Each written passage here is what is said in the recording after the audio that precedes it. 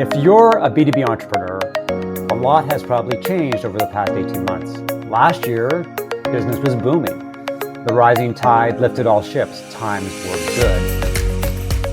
Today, it's a different landscape. The global economy is volatile, and many B2B Saas companies are focused on running a tight ship rather than driving growth. To provide some perspective on what it's like to be in the eye of the hurricane, I'm happy to be talking with Kate Bradley Chernis, CEO of Lately.ai. I talked to Kate in March 2021, seems like a long time ago, at a time when Lately was emerging as a red hot company that had just raised a round of venture capital. Welcome back to Marketing Spark. I love red hot. Well, it's better than the alternative. Right, it's true. Thanks so much, Mark. It's really nice to be. I feel like, I make so many friends, and so the best part is to reconnect with you, and just to have that familiarity. So thanks for having me back. No, welcome. Glad to do it. Before we start, let's level set by giving people a quick positioning overview of Lately. What does it do? Who does it serve? What are the benefits? And how is it unique? And that is a lot of many questions in a short period of time. But do the best you can. I'm sure you've done this a lot. You've probably got it down pat. You're going to have to compare from last year because it always morphs, right, as time goes on. But so Lately uses artificial intelligence to write high performing sales and marketing copy on social media. That's the short, quick one liner, but it doesn't really do us justice, as you know, because it's a bit more complicated than that, which we can get into. One of the things we are excited about is working with companies of all sizes, so small, medium, and large. And that's a big no-no in SaaS world, is you can't address everyone all the time, but we do, despite what they've said, and we can do it the same way, which has been we wanted to prove this point this year, and we did, was that I can talk to enterprise the same way I can talk to small, medium business, and reach them and convert them the same way. So that's been really kind of a fun thing to rub in and say, I told you. The other thing that's sort of crucial to what we do is repurposing content, right? So artificial intelligence, as you know, Mark, is dumb. It's just a robot made of metal somewhere in the sky, in our case, and humans have to train artificial intelligence, just like a garden. You have to tend the garden. And for us, that means feeding long form content to the brain so it has multiple reference points that it uses to know what to grab and to turn into social, right? So that repurposing factor turns out is a huge problem for everyone, right? What do I do once I have this amazing podcast like you have? How do you market it? Right? How many social posts should you post about it? Is it social only? Is there a newsletter happening? Are you posting it online? I know you have a long list of things, but that problem is difficult for so many because even if we work for a large company, we feel as though we're an army of one, or we actually are an army of one, except that the army part isn't working so well. Talk a little bit about how Lately's positioning and messaging have changed over the past 18 months. You said off the top that you're looking to reach different types of companies. And what is the trick from a positioning standpoint so that what you say, the story that you tell resonates with all of them? Because they all have different needs and different challenges and different ways of using the technology. So what's been the biggest challenge from a positioning standpoint, and what has been some of the keys to success? On the change side, repurposing is a big one. So just that word alone, for us, it's very easy to we do two things. One, we build a custom writing model for you, and we learn the words, phrases, and ideas that will resonate most with your audience. That's the number one thing. The number two thing is the repurposing. So our greatest challenge is, how do you make that one, right? Because I don't have a long time to give you both. But one without the other really kind of cuts the legs off there, So we've constantly experimented with that. sometimes when I'm talking to, especially enterprise, I've learned there's egos involved. So the positioning that we use there is slightly more delicate. So that no one feels threatened by artificial intelligence, number one, right? And the user is always the same, small or large. It's always the digital manager, whoever that is. Now, if you're a small company, that might also be you, the owner, for example, right? Um, or you might have multiple hats there. For them, the idea of saving money and eliminating an agency or another team member is very appealing, and so I don't have to tiptoe around that. But I've also learned that artificial intelligence is a scary word for so many people.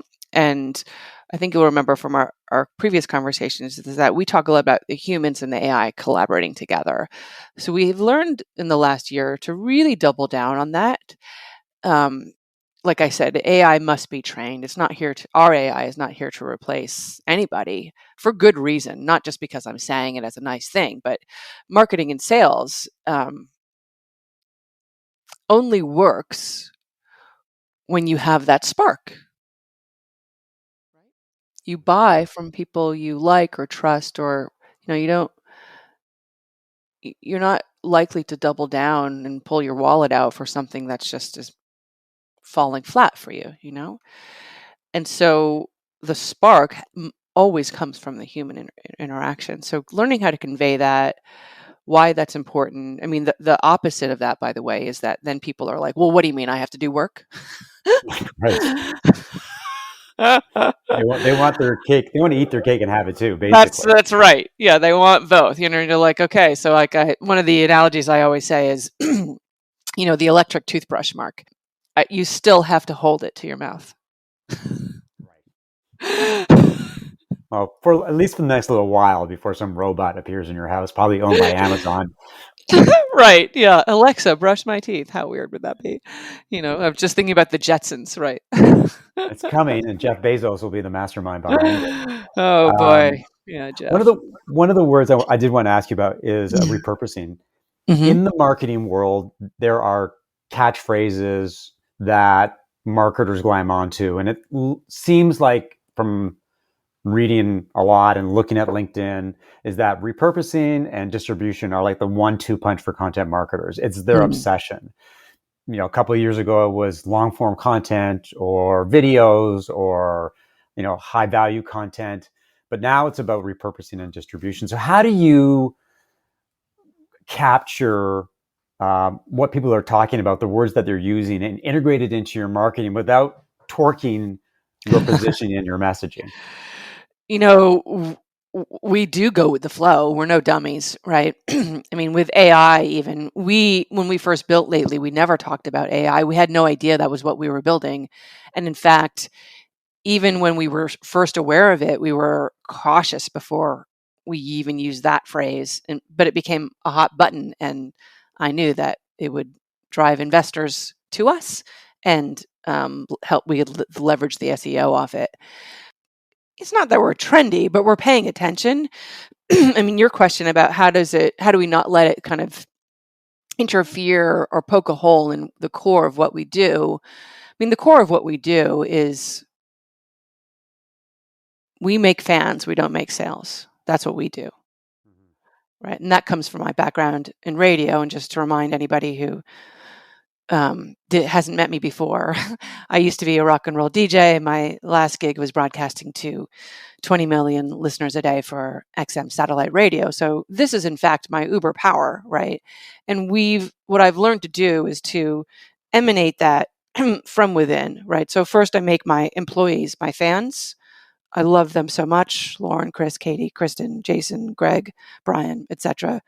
But they also want us to win. And we've learned to take the mindset we have internally and treat our customers the same way and our targets the same way. And it's how our AI operates also, right? So everything emanates from radio for me. We've learned, by the way, to fold that into how we talk about the AI. If you want, I can because I don't think I had this language when we met I don't think before. you were talking about AI last year. It was a lot about the power of social media and efficiencies. That seemed to be the theme that you were talking about. We should make a spreadsheet of this. Yeah, It's so of funny. all the things you talked about. Yeah, of course. Yeah. Well, okay. So will you indulge me? I'll kind of zero in on this. So when your brain listens to a new song, Mark, it must instantly access every other song you've ever heard before in the single moment. And what it's trying to do is to find familiar touch points so it knows where to index that new song in the library of the memory of your brain. And again, in this moment, in an instant, because your brain is doing all that accessing, you've got nostalgia and emotion and memory and all these things that are just coming forth to play. It makes music so powerful, but also those things all make up for the underbelly of trust. Okay, now trust is why we buy, right? Similarly, when you write me an email or a text message or a Slack message or a social media message, I read it and I hear your voice in my head, because your voice, as everyone's voice, has a frequency. It's a song. There's a note to your voice. All sound has a frequency to it. And so there's a similar thing that must happen. You, as the author, if you want to really engage me, have to figure out ways to give me familiar touch points, give me familiar access points, and trigger nostalgia, memory, emotion, trust. So this is what fuels the bedrock of our AI, because Lately's AI, while it studies you and all your analytics, it then defaults to a series of other best practices. First one is me and how I write. I have a 98% sales conversion. Don't you want that? Of course you do. So let's take the best practices of what I do and pre-train the AI so that you can benefit from the same idea. Make fans, not sales. And So sales, AI, I should say. It's like an so and. so AI is integrated into the platform. Last Mm-hmm. year it wasn't there. What's the past year been like from a business and entrepreneurship perspective? The Yeah. highs, the lows, the lessons learned, because obviously, as you said, you are a radio personality who sort of stumbled into becoming an entrepreneur. And I imagine that you're like many entrepreneurs, you're still in the learning stage. What's the last year been like? I mean, it's been certainly an Mm. interesting time to be an entrepreneur and certainly an interesting time to be running a B2B SaaS company. For sure. And that's the nice way to say it, I think. Like th- there was AI last year, by the way, but we were learning how to describe it and talk about it and to connect all the dots. And the story is everything. That's something I learned a long time ago. The story is everything. People, I mean, my husband reminds me about this all the time. Our wedding is a good example. Like there are events in your life that people will always ask about, and you want to be able to describe them in a way where they're walking away with a story, you know? So what is that? At our wedding, by the way, he played me down the aisle to Don't Stop Believin'. Right. One of many A stories. 70s classic for sure. Yeah. You're dating Yeah. yourself, but or dating him probably.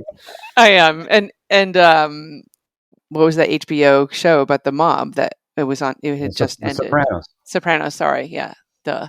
So The Sopranos was like hot and heavy then too. So we were riffing off what was popular, and then surprising and delighting my family who didn't expect any of this. With Lately, part of the thing about being an entrepreneur is knowing what stories to tell and when to tell them, when to evolve them. To your point, right? Mm-hmm. This year versus last year, knowing when to equip others to be able to tell the same story, because that's so important as well. And that includes, again, my employees as well as my customers and other evangelists. I'm creating exponential megaphone here, right? The other thing in the last year, I mean, for us, so recently, by the way, like when the market turned down over the spring and summer, a number of my investors were reaching out like, hey, are you okay? Everything okay? And I was like, same shit, different day. I mean, are you kidding me? Like, in startup life, it's always awful. Everything is awful. Once in a while, there's something great. It's a blip, and it's just this terrible. It's a blip. It's this twinkle, and I'm the worst at celebrating that, as my team likes to remind me, because I'm half glass empty always, But that was my reaction, was like, more terrible things are happening. I mean, in case people don't know, as a female entrepreneur, there's only 2% of all women-owned businesses hit the $1 million mark. We have not yet. We're almost there. It drives me crazy. We've been almost there for like 2 years. But then in fundraising land, only 2.7% of all venture capital goes to female entrepreneurs. So I've raised $3.7 million. None of it comes from VCs. It's all been angel money. I still can't get that damn badge. I can't do it. I don't know why. It's very frustrating to me. It's like anyone else would stop trying, but just, it's like this one thing that eludes me, and it really makes me angry. So, the last year has been exciting, but also, as we touched on before we started talking, the layers of, you can't take out the stress of life and COVID and politics and global warming and whatever else is going on, and the humans. My team, we're very open. We all talk about each other's lives and share, because we have to, right? We have to know that in order for you to have a good day of work, you can't be worrying about the person in your family who just had a heart attack, literally, or my mom has COVID, or so-and-so's kid is going to college for the first time. Like all this, all the mess is part of it. Talk a little bit about Lately's marketing approach to marketing.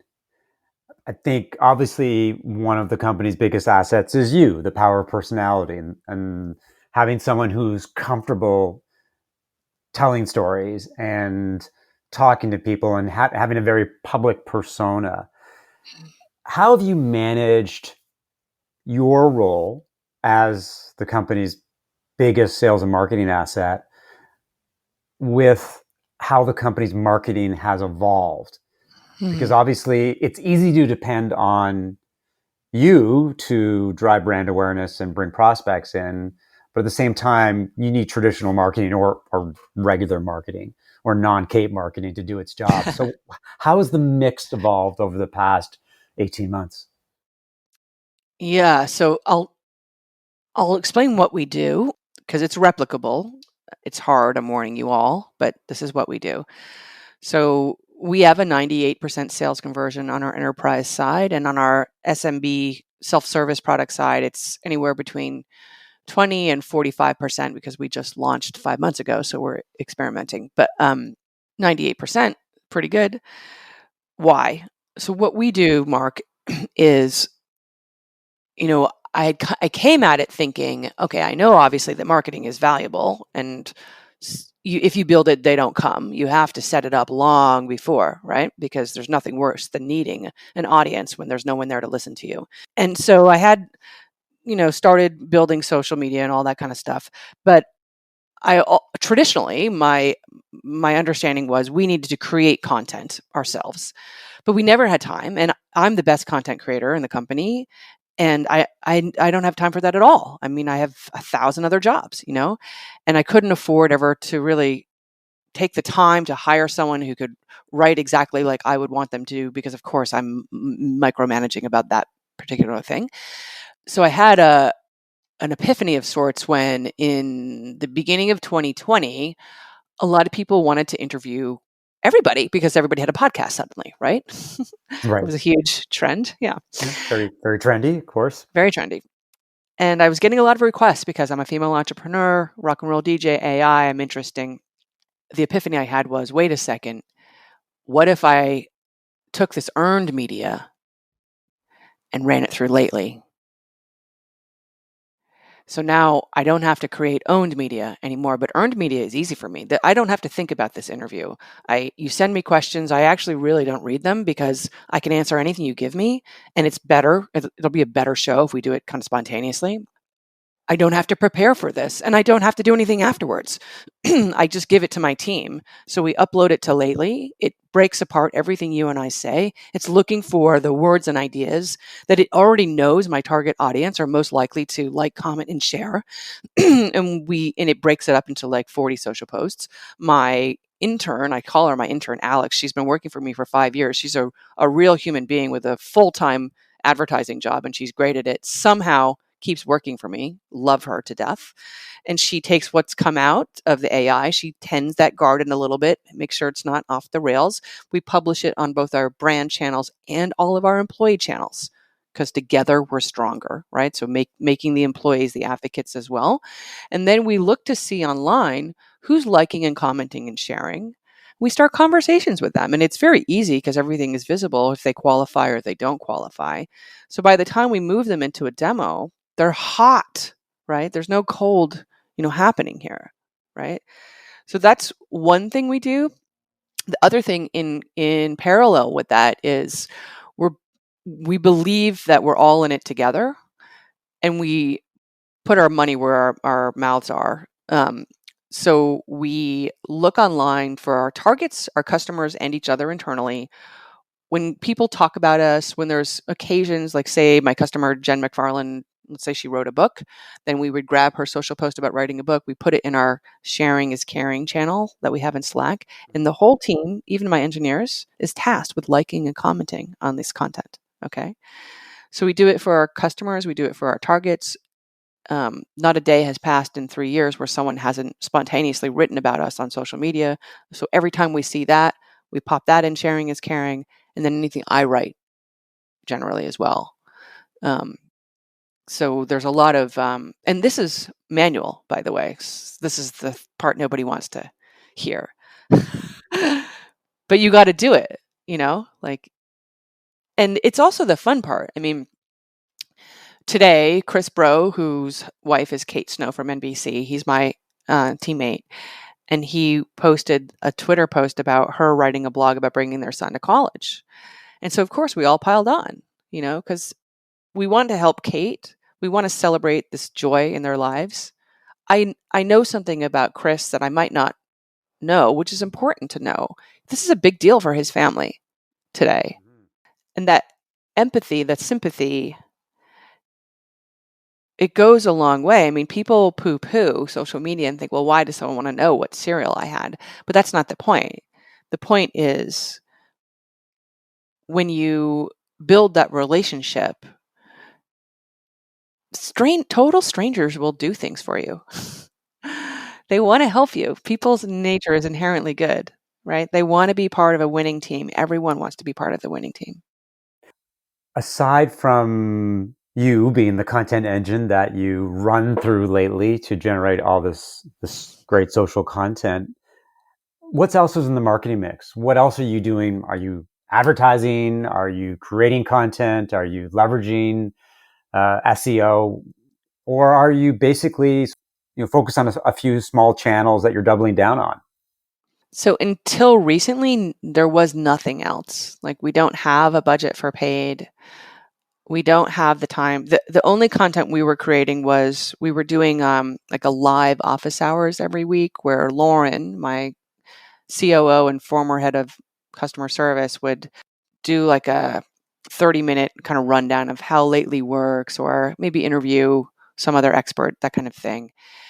And even that, we tanked it the last few months because it wasn't, I mean, in the end, it's content for us because we would take that too and run it through Lately, Um, we're about to relaunch that and revamp it, which is another story.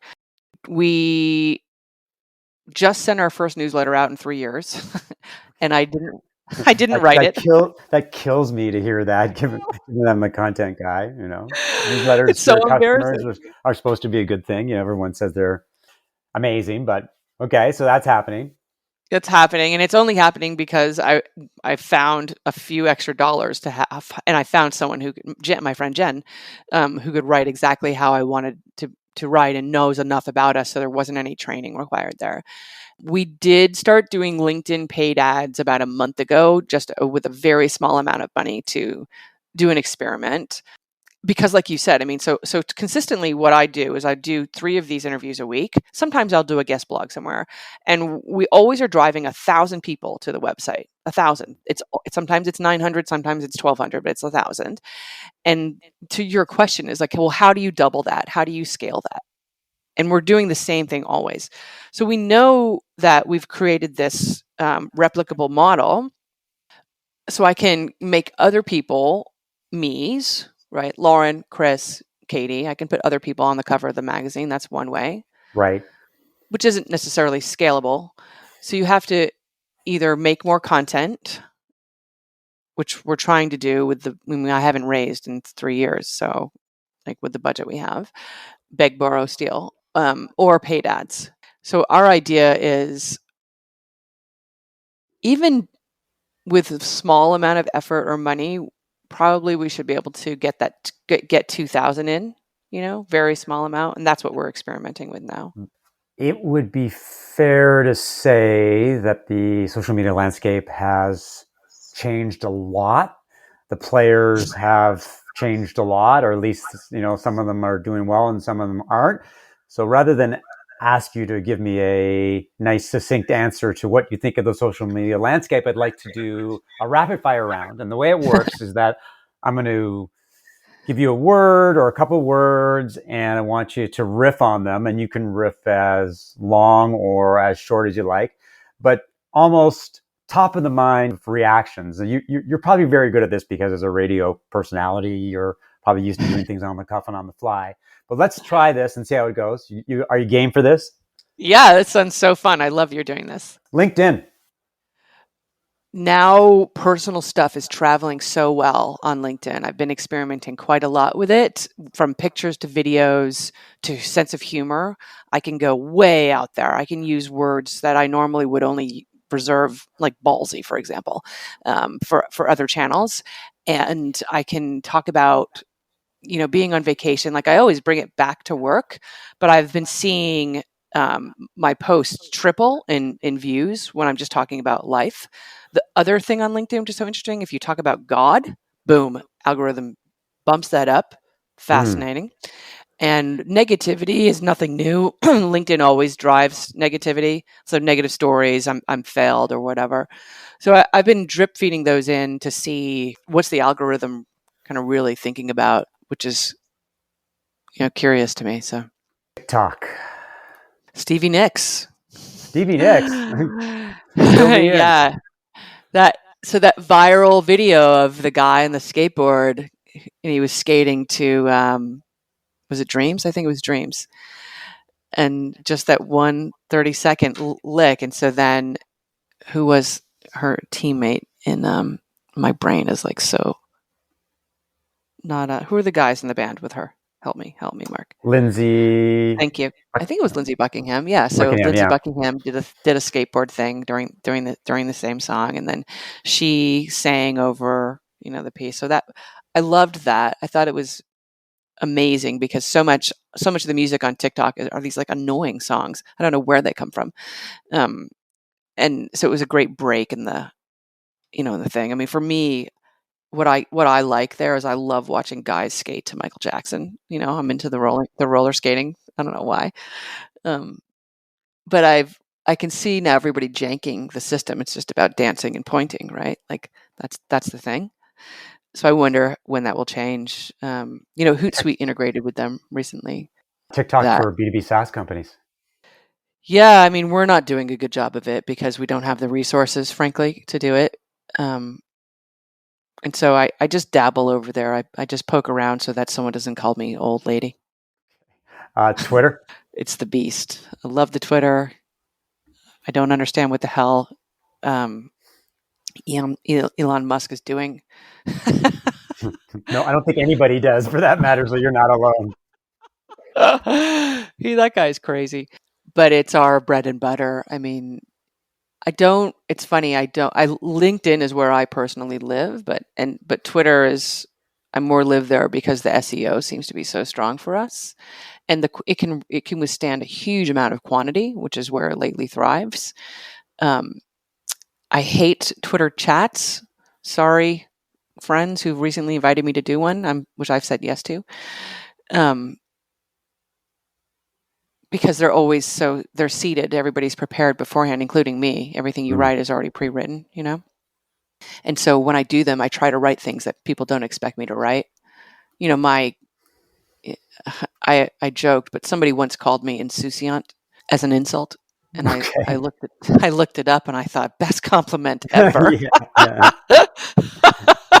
Facebook, the evil empire. Exactly. You said it. I mean, it's I almost never post there. I look because there's people I know that do, and I otherwise would never keep in touch with them. But it does feel like when you walk into an old camp and it smells like mold, like that's what Facebook feels like to me. Sounds terrible. And Meta, what the hell is Meta? They're ruining a perfectly good word there. Thanks. What about Facebook's evil twin sister, Instagram? That's the other place I personally live. I don't post a lot, but I find out a lot about my community there, and I really like that. I'm kind of gossipy person, I hate to say that about myself, but I am. I'm interested in what's happening around me locally, and that's where I find out there's a new taco stand they finally opened down the street. Thank God.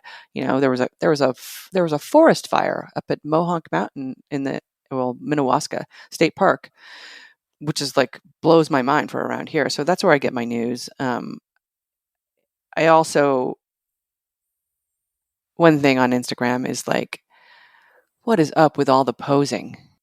There's so many people I know who I know professionally, and then on Instagram there are these sex pots. It's a little embarrassing. Social commerce. Social commerce, like, do you mean like NFTs, like that? No, but selling stuff via social. When your Oh, Instagram feed is just teeming with offers to buy shit. Like oh, crappy stuff that you probably wouldn't want to yeah. buy otherwise. I totally have gotten sucked in it. I've totally bought weird things. I have frownies are right over there. You know what they are? It's tape that you paint, or you put over your wrinkles and go to bed and hope they disappear. Does it work? I don't know. I still haven't done it yet. I've had them for Okay. like 4 weeks. All right. Well, you're one of these impulse buyers, eh? What about social audio? It's interesting.